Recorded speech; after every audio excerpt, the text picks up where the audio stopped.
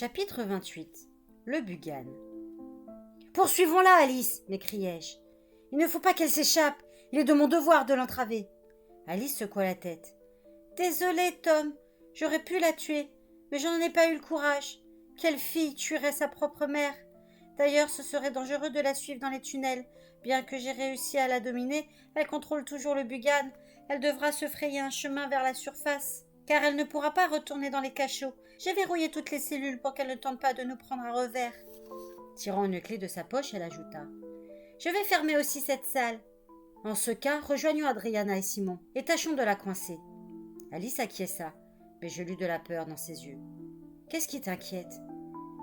Plus nous nous éloignons de Grébakik, moins je tirerai de pouvoir de la cache. À quelques miles de distance, ce ne sera plus que moi contre elle, et elle sera la plus forte. Raison de plus pour régler ça avant qu'elle soit trop loin.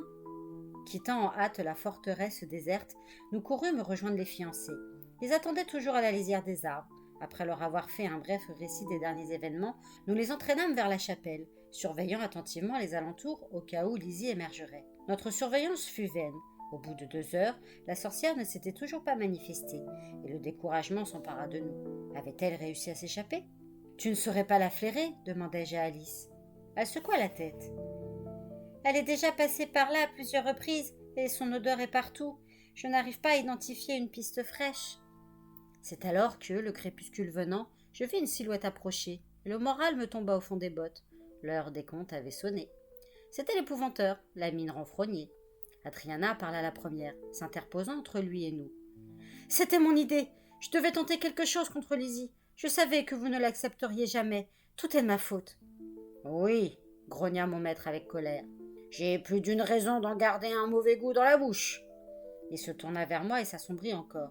« Passons aux choses pratiques. Raconte-moi tout, et que ton récit soit bref. » Quand j'eus terminé, il grommela. « Sale affaire. Il ne reste plus qu'à pister la sorcière et en finir une fois pour toutes.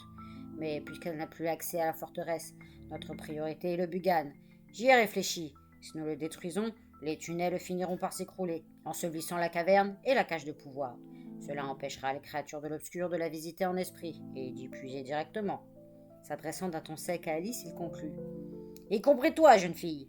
Tâche de te conduire correctement. »« Vous êtes injuste, protestai-je. Sans elle, je serais mort à l'heure qu'il est. » Elle a utilisé le pouvoir de l'obscur, et ce n'est pas la première fois, tu le sais. Mais nous parlerons de ça plus tard. Rendons-nous directement à la chapelle. C'est le centre du domaine du Bugan. Il nous sentira et il attaquera. « Et les chiens, proposai-je. Ils nous seraient bien utiles. »« On n'a pas le temps d'aller les chercher, petit. Je les ai laissés au moulin. » L'épouvanteur se mit en marche. Je lui emboîtai le pas avec Alice. Simon et Adriana venaient derrière. Soudain, mon maître nous fit face et leva la main. « C'est un travail d'épouvanteur, une tâche dangereuse qui nous concerne, le garçon et moi. Attendez ici, que nous en ayons terminé avec le démon, ça vaudra mieux. Ceci s'adresse aussi à toi. » Il dardait sur Alice un regard dur. Elle s'apprêta à protester, puis renonça. Après les récents événements, le moment était mal choisi pour discuter. L'épouvanteur et moi allâmes donc droit à la chapelle. J'aurais préféré qu'Alice reste à proximité. Être loin de la fiole de sang ne lui valait rien. Arrivés devant les ruines, nous attendîmes sous les arbres, surveillant les murs écroulés.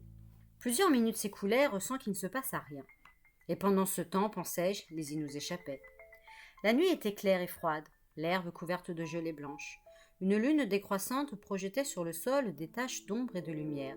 Les ululements intermittents d'une chouette troublaient seuls le silence. Il n'y avait pas un souffle de vent. « Pourquoi le Bugan n'attaque-t-il pas ?» demandai-je. « Il est par là, je le sens dans mes os, » répondit l'épouvanteur. « Mais il ne se montre pas. Il se tient probablement au bas de la pente, près du bord de l'eau, un endroit qu'il voudrait mieux éviter.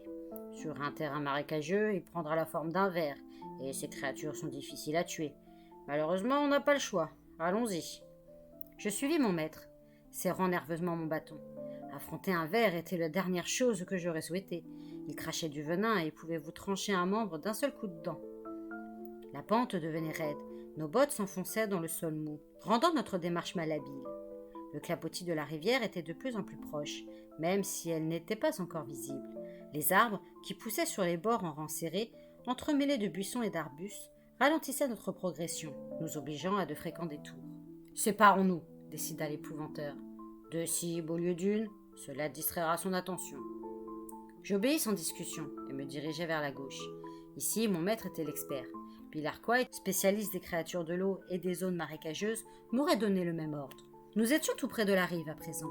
Je ne voyais plus l'épouvanteur dissimulé par des taillis et des hautes herbes, mais j'entendais le bruit de succion de ses pas dans la boue.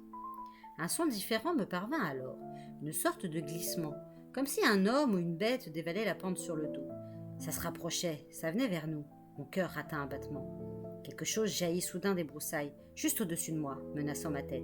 Je me jetai vivement à terre. La créature disparut de nouveau dans les herbes, mais j'avais eu le temps d'apercevoir un long corps sinueux, tel celui d'un serpent plat, de petits yeux féroces et une gueule garnie de crocs. Ce n'était pas un ver, du moins pas du type que je connaissais. Quant au serpent, je n'avais jamais rencontré que des couleuvres vertes et plus rarement des vipères. Celle-ci était énorme. Ça ne pouvait être que le Bughan, sous une autre apparence. Pris de panique, je me redressai sur les genoux. Il était temps. La bête attaqua, mais cette fois, je la frappai avec mon bâton. Elle recula en sifflant. Je me relevai avec précaution et perçus une bousculade à ma droite. Puis l'épouvanteur me cria un mot que je ne compris pas. Il le répéta, et cette fois, je saisis l'avertissement. « Une hydre !» Si j'en croyais les enseignements de mon maître, nous étions en mauvaise posture. Les hydres ne sont pas toutes des inventions de conteurs, il en existe de bien réelles. Celle référencée dans le bestiaire de l'épouvanteur, appelée Scylla, possédait 7 têtes. En tout cas, toutes les hydres en ont plusieurs. Et celle-ci nous attaquait en même temps, mon maître et moi. J'entendis de nouveau ce glissement reptilien, et un museau de serpent jaillit de nouveau, fendant les herbes pour me mordre à la gorge. Cette fois, je me tenais prêt, utilisant mon bâton comme une lance. Je lui enfonçai la lame dans la gueule de toutes mes forces. La bête hurla, se convulsa. Un jet de sang jaillit entre ses crocs, dessinant un arc de cercle. Elle recula vivement, m'arrachant presque le bâton des mains, et disparut. Je suivis le sillon qu'elle avait laissé dans les herbes jusqu'à la rive. De là, la lumière de la lune me révéla le Bughan sous sa forme d'hydre. Son corps était caché sous les eaux, mais ses nombreuses têtes se balançaient, tendues vers moi. Je comptai 9, sans être sûr de leur nombre, car elles remuaient trop. L'une d'elles pendait mollement. Le sang noir qui dégouttait de sa gueule ouverte tourbillonnait dans l'eau, emporté par les remous. C'était celle que j'avais atteinte. L'épouvanteur m'avait rejoint sur la rive et frappait de son bâton à coups furieux. Mais comment venir à bout de toutes ces têtes d'où montaient des hurlements sinistres ? « Couvre-moi, petit !» me lança mon maître en se jetant à l'eau. « Le cœur ! Il faut viser le cœur ! Occupe-toi des têtes ! Je tâche d'approcher le corps !» Je sautai à mon tour. Nous étions immergés jusqu'à la taille, et il fallait lutter pour ne pas être entraîné par la force du courant. La masse grisâtre de l'hydre émergea brièvement avant de replonger. Le peu que j'avais vu me redonna espoir. La bête n'avait pas de dures écailles comme celle des vers. Nos lames pouvaient pénétrer dans sa chair. Le démon avait dû abandonner cette protection, préférant les multiples capacités d'attaque de ses nombreuses têtes. Je me remis à frapper chaque gueule à vide, passant à ma portée.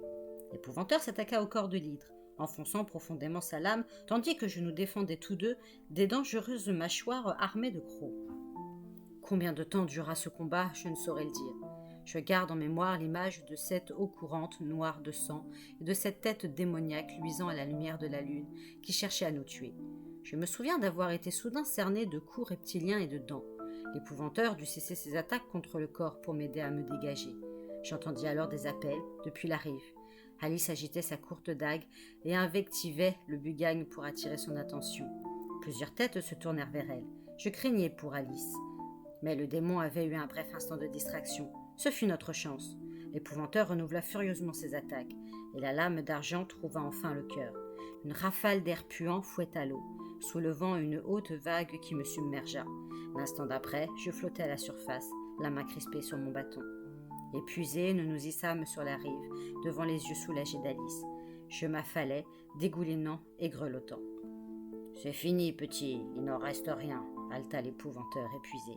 « Quant à toi, jeune fille, tu n'obéis donc jamais à un ordre ?» Indigné, j'explosais. Si Alice n'avait pas désobéi, nous ne serions probablement plus là pour en discuter. Mon maître secoua la tête d'un air buté, mais ne fit aucun commentaire. C'était vrai, il le savait. « À présent, grommela-t-il, occupons-nous de la sorcière. »